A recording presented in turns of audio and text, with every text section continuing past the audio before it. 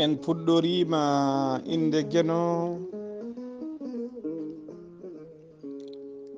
jurmotoɗo jurmittoɗo en juulenu laadu men kursuɗo kursinaɗo e nder ɓerɗe men nulaadu men mo jamirɗen yen juule kala saaha en donima jinnaɓe men ɓe sababu men woni godal men e o aduna en donima sernaɓe men to banggue diine e sernaɓe men to banggue aada so daneri seki ɓaleri ɓooyani firi feeñe windere buuɗal yurmeende buuɗal yurmeende jaadude ɓataake buuɗal yurmeende bindaɗo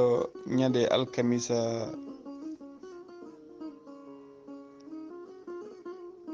hono no kewɗen wadde kala alkamisa so addude yewtere men e wasiyaji men ko fate cellal aadi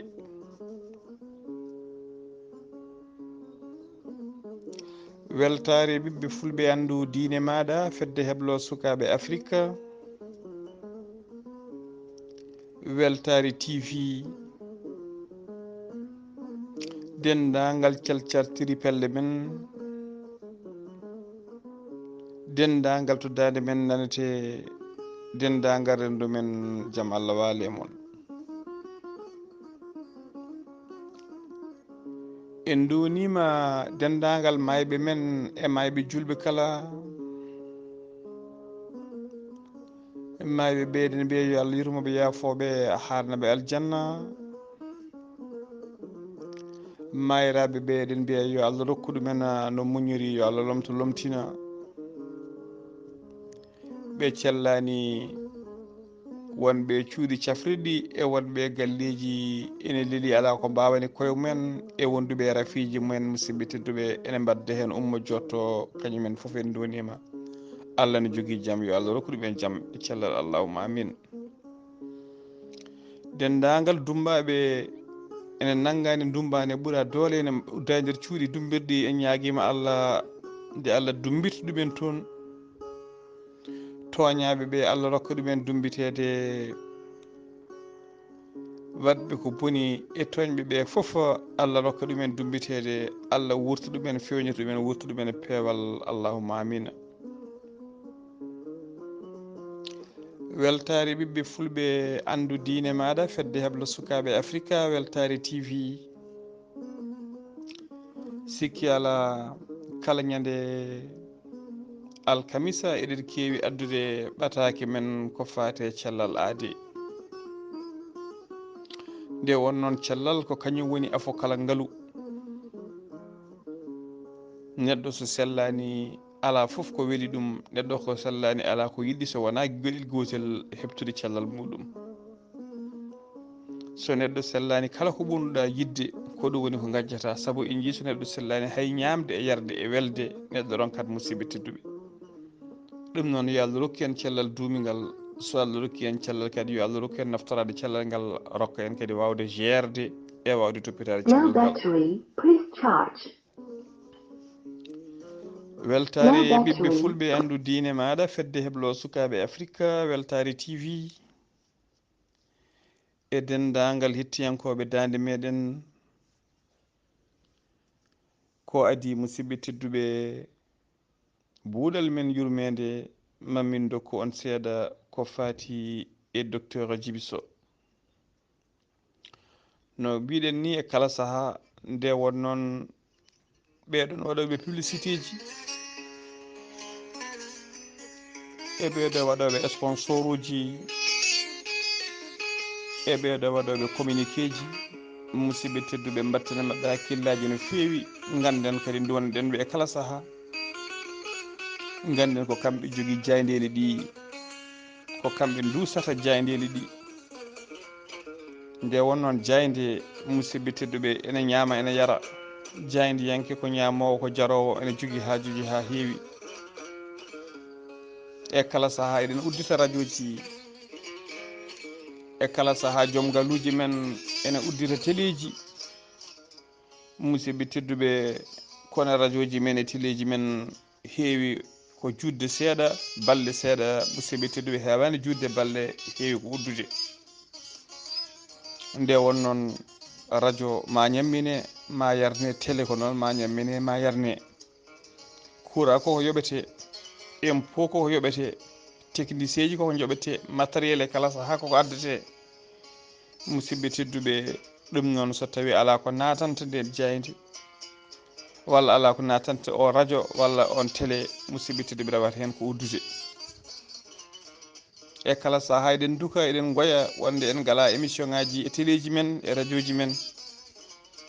musidɓe tedduɓe émission jogoto ɗum musidɓe tedduɓe ko sponsor jogoto ɗum ko publicité jogoto ɗum ko waɗoɓe noddago e kala sahaa nde won noon émission ngaji men heewi to émission ari jomum jooɗo haala ha gaɓɓuli mum natta haala ha hunoko mum yaltita tuuti daneji musidɓe tedduɓe ha yaltina nguufa haala ha tampa ala noddowo ala gandanɗa hoore maɗa biyowo weltima hen ala baɗowo sponsor yewtere nde ala musidɓe tedduɓe baɗowo publicité ji holko rewata hen so ɓooyi ko joom télé o walla joom radio o andata ko nde ɗo yewtere alana gartam radio ngo alana ɗum haydara walla kanko baɗo émission musidɓe tedduɓe o heewi ko amde nde won noon softinta gamowo ko foɓɓanede kala saaha ɗum noon mbakkiten hakkillaji men no feewi e publicité ji mbatten hakkillaji men no feewi émission ngaji men mbatten hakkillaji men no feewi musidɓe tedduɓe e jaydiyankoɓe men weltare ɓiɓɓe fulɓe andu diine maɗa fedde heblo sukaɓe africa min dokkon docteur Djiby Sow le grand guérisseur min gatta e mon joni joni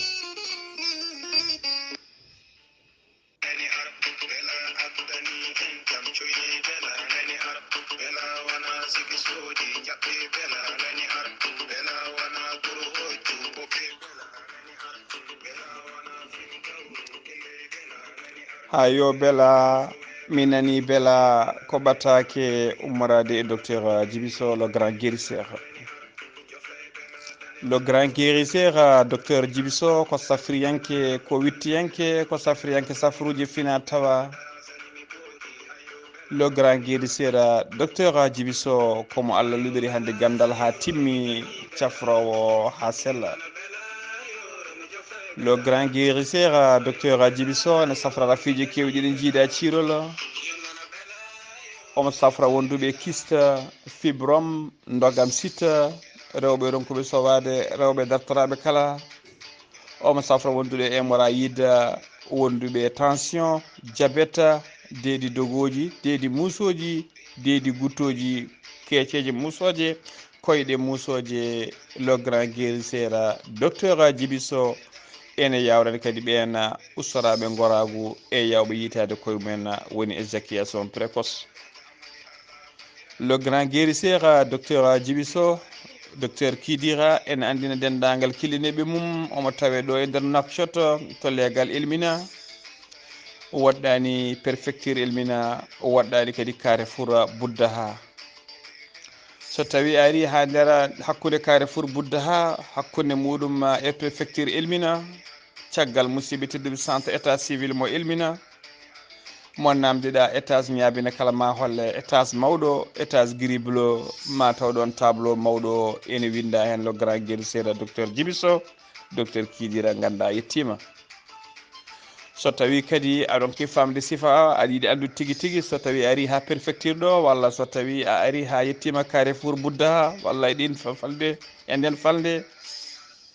mbatta ko kon ɗo noddir kon mbaɗa 00 222 wonande wonɓe leydi Mauritanie 00 222 mbaɗa 34 83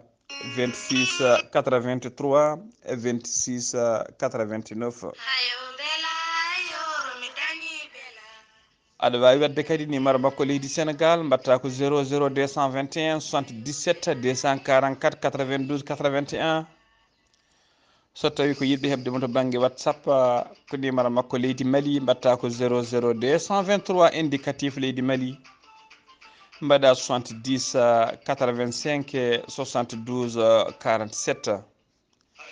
le grand guérisseur docteur Djiby Sow ne andina dendagal kilineɓe mum o monɗo tigui e nduɗo lewru taske ha ndu daro e balɗe sappo sakket ko adi julde taske ko ndeno ummoto e noksodo o yaɓana kiidira. omo andina kilineɓe makko noon yiɗɓe yidemo yo mbat feere gara ko adi komo hoota. omo andi noon kadi leɗɗe ɗe o aduna o fuɗɗima ustade no feewi, ɗum noon mbadden dando ko adi ko leɗɗe ɗe ne gasa.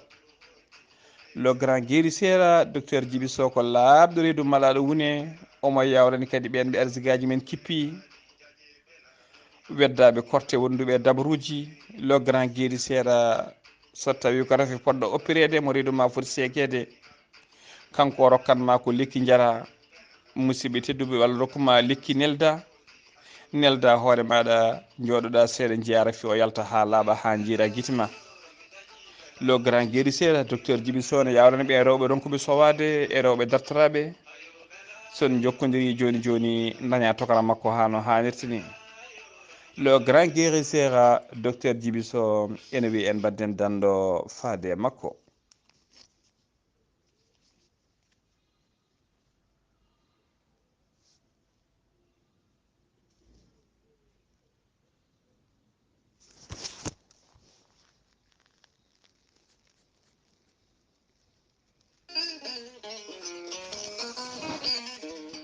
weltare ɓiɓɓe fulɓe andu diine maɗa fedde heblo sukaɓe africa. weltare tv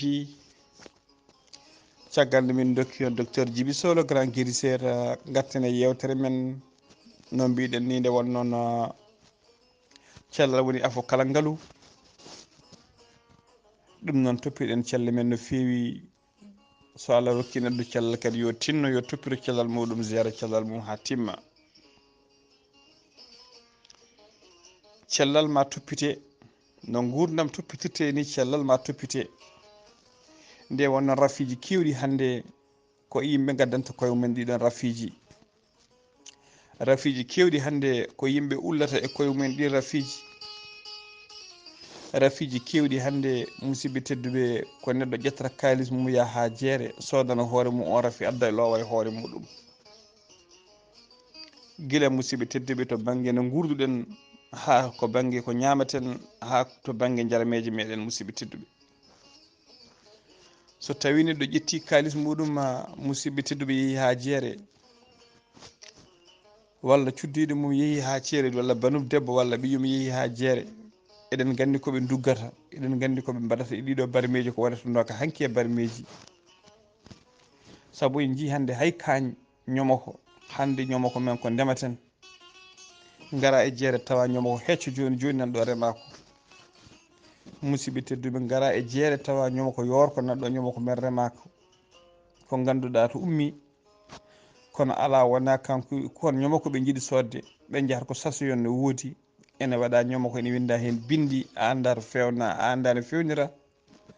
ko ɗum woni koɓe codata ɓe gadda. jogui ko kaaliki ñomoko, jogui ko gu ñomoko, jogui ko odeur ñomoko, kono a anda ko fewnira. hay sinno ko ñomoko ɗum fewnira ko nokkuji ɗi ñomoko kecco yeyetake musidɓe tedduɓe. sen ƴeewi hande neɗɗo nadde boutique yaha supermarché wi ene sooda tomate pelé, tomate potuji, tawa ene woppitaɓe tomate kecce, ene woppi musidɓe tedduɓe tomate nani tomate paale e tomate guese men. musidɓe tedduɓe ene soodoya tomate pelé, tomate mbaɗaɗe conservé e boîte uji, a anda to fewna a anda to fewnira. kadi aɗa andi walla produit watte hen so waɗama e boîte walla produit batteɗo hen pour wasa bonde. ene waɗa e nangue, ene waɗa to hendu ala, ene waɗa musidɓe tedduɓe to nguleyki woni. so tawi en jii ɗiɗo hajjaji, ɗiɗo kipmajiji ɗi yimɓe codata hande, kala façon kipmaji yiyama, kala façon hande condi, ɗi ko hajja, ɗi ko penda, ɗi ko kumba, hay goto anda, ñande foof ne addi e meɗen musidɓe tedduɓe. eɗen ulla e barmeji meɗen. hande mo jiiɗa foof ene wonde rafi, ɓene gonde keeceje musoje, ɓene gonde koppi musuji, ɓene gonde koyɗe guloje, ɓene gonde estomac ji. hande kala mo jiiɗa ne wawi estomac debbo e gorko. kala mo jiiɗa hande ne wonde tension, kala mo jiiɗa hande ne wonde diabète noon e tension. e cholestérol rafiji pattuɗi hannde nden sen duttima duuɓi seeɗa caggal ɗi rafiji mbiyatano ko rafiji patronŋeɓe ko patron hewno arede diabète ko patron hewno arede tension ko patron hewno arede cholestérol kono hannde nde won noon patron ala miskino wodani ko ɗum saabi hannde rafiji ɗi ne patti sabu ko patron hewno sodde ko weeli ñaama hewno lelade to ɓuuɓi hewno famɗude dille hannde noon yimɓe fof gonti patron ŋeɓe musidɓe tedduɓe ɗum waɗi rafiji ɗi hannde ne patta ɗum noon tinɗen no fewi mbatten hakkillaji ƴeewen ko ñamɗen ƴeewen ko jarten ƴeewe kewuji meɗen walla ƴeewe galleji meɗen ɗeɗo tufumeje ɗe mbatten ɗiɗo mélange uji ɗi mbatten ko yaade ko yaadani fof ɗiɗo sachet ji produit ji ɗi ɓe mbiyata jonking ɗeɓe mbaɗata ɗeɗo bisameje ɗeɓe mbaɗata eɓe jeeya ƴeewe koɓe pullata hen cooda guenne walla libar follere bisap mbaɗa e pagne fodde 50 litre musidɓe tedduɓe wojjani ranwani ƴetta mbusiyel gotel jonking walla mbusiyel ɗiɗon juppa hen wojje wiye coyi musidɓe tedduɓe so neɗɗo yi sikka ko bisap so yari musidɓe tedduɓe ne andi wona gu bisap ƴeewe ɗiɗo sukaraji ɗi ullaten hen e ɗiɗo mélange uji ɗi mbatten musidɓe tedduɓe ko rafiji bonni gaddata e men neɗɗo ñama joni joni ko wuuli jaw maaro heew ko nefaɓe kewuji men gayna joni joni dokkeɗa ɗiɗo mélange uji tawa ko mélange uji bonɗi e musidɓe tedduɓe ene ɓuuɓi ene heewi sukara ene nesti ko rafiji addanta en musidɓe tedduɓe tinɗen ndentoɗen ɗum no fewi weltare ɓiɓɓe fulɓe andu diine maɗa fedde heblo sukaɓe africa yewtere men hannde ma en jobbu seeɗa ko fati constipation woni seero ma en jubbu seeɗa musidɓe tedduɓe ko fati hémorroïde ene wawi wonde noon jaltowo ene wawi wonde nattuɗo ma en ƴeew haalde seeɗa kadi no foti fof ko fati cancer nde won noon ko ɗiɗo rafiji hannde musidɓe tedduɓe ɓuri tampinde en kadi ko rafiji hannde musidɓe tedduɓe ɗi mbiɗen ko ɓuri hewde hen ko ɗeɗo ñamanteje gaddanta en ko fati constipation woni seero hannde ko rafi mettuɗo no fewi ko rafi cariɗo e meɗen rafi o noon hay sinno mo wonno ko ɓooyi ko joni o ɓuri hewde soɗon teski kadi oɗon constipation o ɓuri hewde koye rewɓe oɗon constipation o ɓuri hewde koye mawɓe woni nayeɓe hay sinno tawi sukaɓe constipation saboto ɗum musidɓe tedduɓe woni seero saboto ɗum ko wasde toppitade ñamde ñamri gandanɗa hoore maɗa heccindi constipation woni cause muɗum gadano ko saboto ɗum musidɓe tedduɓe ko ñamde ñameje jorɗe ko reedu yorde ko wasde teddinde yarde ndiyam kewɗam ko wasde musidɓe tedduɓe teddinde ñamde kakoli e teddinde ñamde fruiji e lijumaji musidɓe tedduɓe soɗon teski e bottaji meɗen tawa bottari ne fawa ene waɗa liɗɗi ene waɗa carotte ene waɗa navet ene waɗa kala légume fanno légume ne waɗe hen musidɓe to ƴeewe hasuji meɗen walla ƴeewe kedde bottaji men ma on jii ko légume o ko kañum ɓurata heddade e tasaji men tawa maaro ko e pawdi ndi woni tew ngu walla liɗɗi ɗi piyama ha laaɓi yimɓe picce ɗumen ha laaɓi heddo ne duña légume aji ɗi musidɓe tedduɓe légume wona dessin légume wona cuɗari bottari légume ne heewi cellal no fewi musidɓe tedduɓe tinɗen ñamde légume mbatten hakkillaji men no fewi e ñamde ɓiɓɓe leɗɗe woni fruit ji ñamde fruit wona faaro neɗɗo so ronkani fotani joɗade guila subaka ha hiira tawa ñamani fruit walla men noon musidɓe tedduɓe wona noon wonɓe village wona wonɓe tiiru aɗa yiya neɗɗo jooɗo saaha lewru lebbi ɗiɗi tawa ñamani fruit hay fruit goto ete fruit ne wayno leydi fruit ne fatta fruit hande ne weeɓi ɗum noon bandiraɓe musidɓe tedduɓe tinnuɗen e kala saaha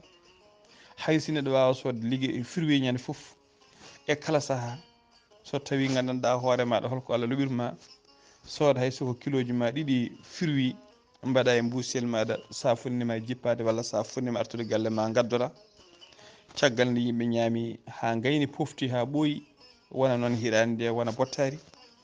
jaltinen ɗum woni foof meeɗa hen seeɗa musidɓe tedduɓe ene walla neɗɗo digerde ene heewi cellal kadi e ɓanndu nde ɗo musidɓe tedduɓe wona faaro. tinnuɗen no feewi kadi e ñaamde ko wiyete fibre.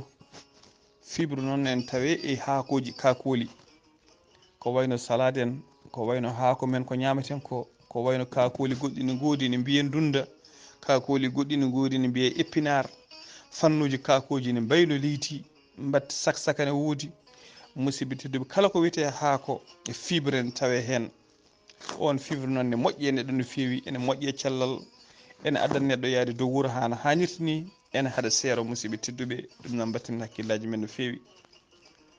fibre kadi ne tawe e dende. dende noon ene wawi wonde ne ŋaale, dene men ɗe ŋaalete nde ɗe mbiyeten lodi en, ñiiƴe bamɗi en, ñiiƴe ɓoti en, ɗen dene ene waɗi fibre ha wayno leydi. fibre ne tawe e ɗeɗo dene boɗeje ɗe mbiyeten pastèque. fibre ne tawe e ɗeɗo dene oole ɗe mbiyeten melon. fibre ne tawe e jayeji. musidɓe tedduɓe tinɗen no feewi yo neɗɗo ñaam ɗum hay sinno yiɗa, ɓernde ma yiɗa walla alnama guu ñamir ɗum gandanɗa hoorema no annama ordonnance walla no annama médicament, saabu ene wawi wasde o jogadema guu ɓe haqqi hunnuko maɗa tawa ene heewi cellal e nder maɗa musidɓe tedduɓe. ɗum noon tinɗen no feewi mbatten hen hakkillaji meɗen. caloɗen kadi deedi ɗi joora, caloɗen deedi ɗi joora e kala saaha neɗɗo ronkani yo ñaam lattire kosam, e kala saaha neɗɗo ronkani yo yar ndiyam ha reedu mum humba, surtout subaka law sa fini sa ronkani yar ndiyam ha reedu ma humba. ñalawma to gonɗa foof hayso ko nokku ɓuuɓɗo, hayso koye bureau ma climatisé, jogo bidon ma ndiyam walla butel ma ndiyam e verre maɗa e kala saaha aɗa siiwa hayso ko feccere ndiyam, feccere kas ndiyam walla feccere verre ndiyam aɗa yara reedu ma waso yorde. ɗum ɗon ne haɗa musidɓe tedduɓe constipation, ene haɗa seero. nde wonnoon seero ko rafi mettuɗo no feewi. enen noon aɗa saago en ceerete addata en seerede arede seero. musidɓe tedduɓe ko alimentation meɗen surtout noon e oɗo saaha hannde. saabu ƴeewe hannde guila 1er janvier ha 31 décembre koye maaroji gonɗen, koye pat gonɗen, koye kol gonɗen. maaro ko kol, pat alimentaire woni macaronaji ɗi ko kol. ƴeewe neɗɗo watto maaro hirto macaron, walla neɗɗo watto maaro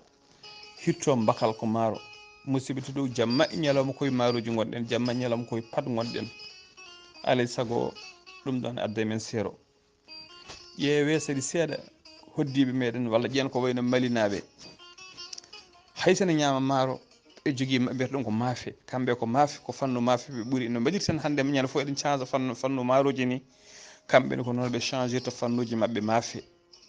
eɓe jogui qualité ji ha heewi maafe, ɓe mbaɗa hen kanje ha wayno leydi, suppu kanje no woodi. musidɓe tedduɓe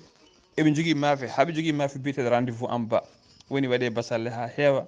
wisi waɗe soosa ha heewa, aɗa ñaama maaro ko aɗa furɓo less, woni rendez-vous en bas soso foof e less. musidɓe tedduɓe foof ko yidde heccinde koɓe ñamata ko yidde heccide deedi mabɓe.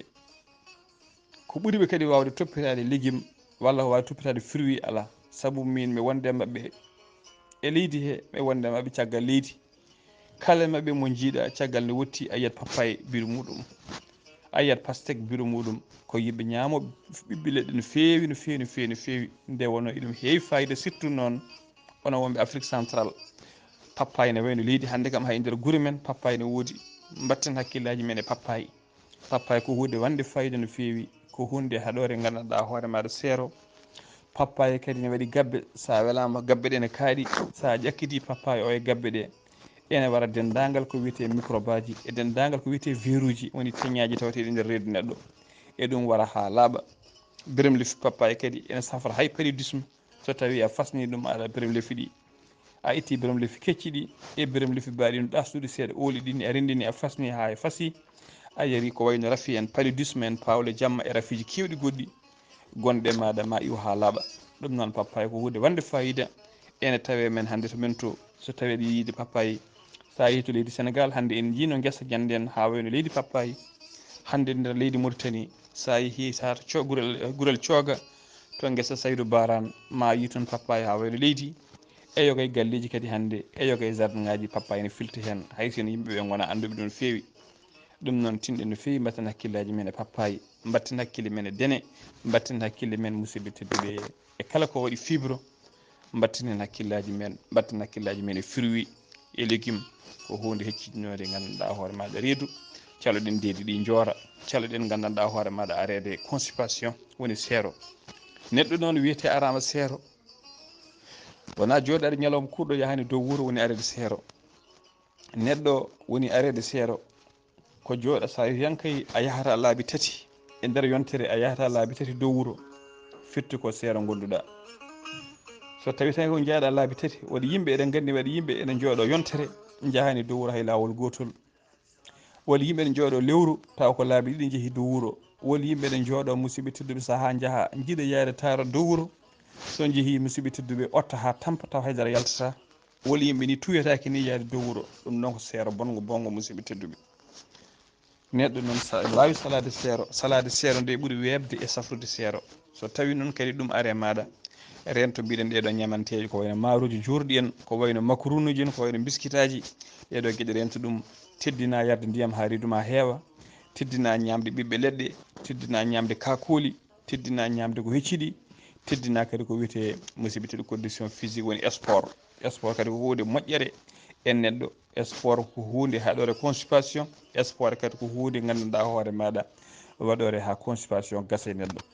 saabu soɗon teski kala mbaɗɗo sport, so neɗɗo waɗi sport dogui ha tampi walla warñi ha tampi walla reemi ha tampi waɗi dillini ɓandu muɗum, musidɓe tedduɓe jomum ne heewi yidde yaade dow wuuro. ɗum noon tinɗen kadi e sport. sport noon firtani tan wadde kilol mum ne dogoya walla yaade fettoyde bal, ala sport ko dillinde ɓandu mum e kala fannu. aɗa wawi liggade taw koye sport gonɗa, aɗa wawi wadde marche jaaha ko juuti taw ko sport gonɗa. musidɓe tedduɓe sport ne heewi fannu, condition physique ne heewi fannu,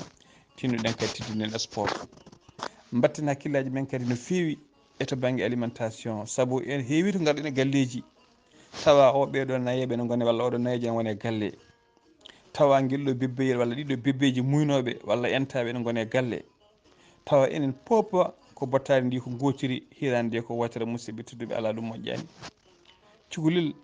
jogui ko ration muɗum alimentaire, cukalel jogui koko foti ñamminede guila ñandande hoorema jibina woni 0 ha yetti gandanɗa hoorema 0 mois ha yetti 6 mois ene waɗi kosam mum, ene waɗi ñamde mum woni ko wiyete premier âge. à partir de 6 mois ha 12 mois ene waɗi ñamde mum, ene waɗi kosam mum ko wiyete deuxiéme âge. togui 12 mois kadi jomum ha entoyi ene jogui mum ko wiyete troisiéme âge. ɗum noon toppiɗen sukaɓeɓe jogue ration mum ha timma, nde wonno rafiji kewɗi ɗi jiiten hande mawɓe ne gondi, rafiji ɗi keeɓi ɗum ko guila e cukaku. saabu surtout cukalel holno heɓirta malnutrition woni tawa deedi jiiya deedal mum ne feti, ene heewi tawa gandanɗa hoore maɗa ko heege wondi. ngakkede haaraduru woni malnutrition ene adda rafiji kewɗi. cukalel ronka mawnude no yiɗirni, cukalel wona ñaw suyguel, hankkadi hayso mawnoyi, hayso woni babiraɗo, to jiiɗa ɗum foof ne yoomi, to jiiɗa ɗum foof toni ne joori, to jiiɗa ɗum foof musidɓe tedduɓe ene wondi ene suuni. comme malnutrition addata ɗum guila no famɗi. ɗum noon caloɗen malnutrition sukaɓe meɗen, ñamminenɓe koɓe poti ñamde, jarnenɓe koɓe poti yarde, ɓe toppite, ɓe mbasa wiya tan barme yummiraɗo funno e ñettade, huufa bebbeyel mum e kala saaha nokkan ɗum maaro, e kala saaha ittan ɗum liɗɗi, tawa kadi mbiɗen bottaji makko kewɗe produit ji. nayejo jaaɗo ha suuli, nayejo jaaɗo hankkadi ha natti wawde ƴakkude, musidɓe tedduɓe wiide kadi aɗa rottan ɗum bottari maaroji ñamaten ɗi, walla itta ɗum kila ɗiɗo macaronie ɗi ñamaten, musidɓe tedduɓe moƴƴani e ɓen mawɓe. no bebbeji ɗi e tigguji ɗi e sukaɓe tokosɓe entaɓe ne poti toppitirede ni jogo ration men ha timma. nayi ne foti jogade ration mum ha timma, ƴewna ɗum tew eɗen jogui hande machine aji unoji tew, walla ƴeewa boɓel ma mbaɗa hen loppa ha ɗigga, musidɓe tedduɓe mbaɗana ɗum bouillon, walla mbanna ɗum suppu, walla mbanna ɗum ñiiri, walla mbanna ɗum musidɓe tedduɓe ko wawi wonde poppa, tawa gandanɗa hoorema tew ngu ne una ha ɗiggi,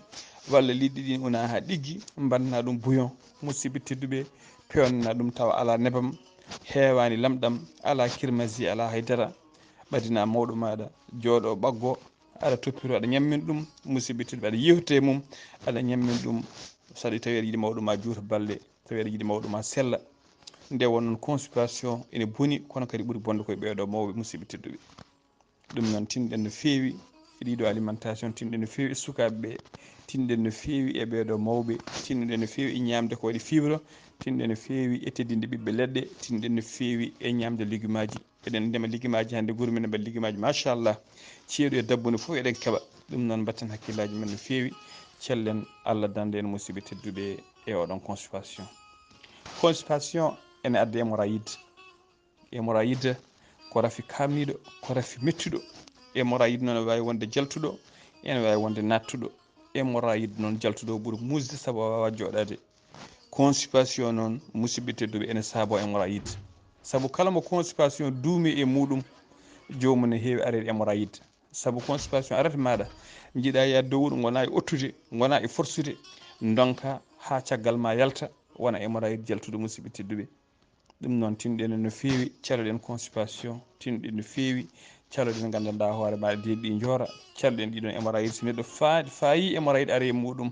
hoto fada ha yalta. So neɗɗo fayi constipation hoto fadata ha duumo e mum. Saabu so neɗɗo wonde constipation ko ɓuuri lebbi 6 hankkadi wonti constipation chronique sabato ko hémorroïde. ɗum noon calleɗe ɗum no feewi. bandiraɓe musidɓe tedduɓe, weltare ɓiɓɓe fulɓe andu diine maɗa, fedde heblo sukaɓe africa, weltare tv, dendagal hettiyankoɓe fedde men, on ñagama yaafuya en mbiɗe ɗo jubba seeɗa ko fati e cancer. Saabu hande eɗen gandi cancer ko rafi tampinɗo yimɓe no feewi, ko rafi cariɗo hande no feewi. Cancer ne heewi fannuji kewɗi. ɗum noon ma en ƴeew artude hen fannu goɗɗo saaha goɗɗo, jañoɗen hen taw ko yewtere mum timmude. musidɓe tedduɓe, ne yimɓe dentorto cancer, holko sabato cancer, e holno cancer rentorte, e hol fannuji cancer uji hande ganduɗen. musidɓe tedduɓe, ma en garto hen so Allah ruɓiri en cellal, rokki en gurdam inchallah. ko musidɗo moon sehil moon Ghalii Abou Bah, kettima alaki jaam. Yo jaam Allah jogomi jogo on.